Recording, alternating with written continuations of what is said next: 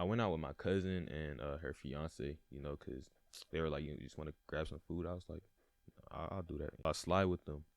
And, we're at the restaurant. We're having a cool little conversation. I'm asking them what the kids' name's going to be because it's going to be twins or whatever. So I'm like, we're having congrats to them. Yeah, thank you. We're just having the regular convo.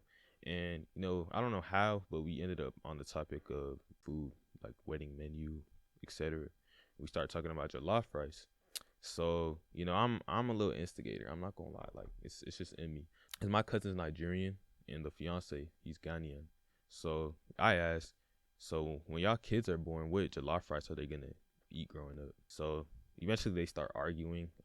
My Nigerian cousin, she started saying, I don't want my kids growing up eating rice that looked like it was cooked in a pale sun. And they're just going back and forth. So my question to you is, if a Ghanaian marries a Nigerian, whose jollof is the kid going to eat when they grow up? Like, is that not just a recipe for a broken home?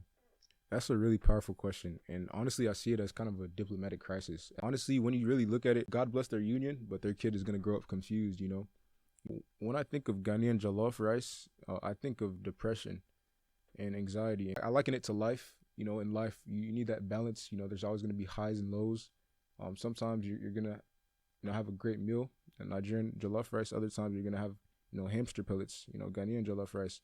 There's ebbs and flows in life. And I feel like keeping yourself grounded is very important. So I think it's a diplomatic crisis, but at the end of the day, that child is going to, learn the lesson of life. For sure. I feel like with me, I stand 50-50 on this type of topic. Part of me is like, protect the child at all costs. You don't want them growing up, off of pain and struggles, eating that Ghanaian jollof rice. Right. But at the same time, character development. Exactly. You feed them that Ghanaian jollof rice, they're going to grow up stronger, knowing how to get through difficult trials and tribulations. You know what I mean?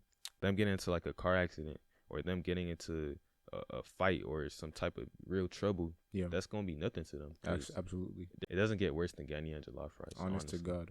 So if they can get through that, they can get through anything. Exactly.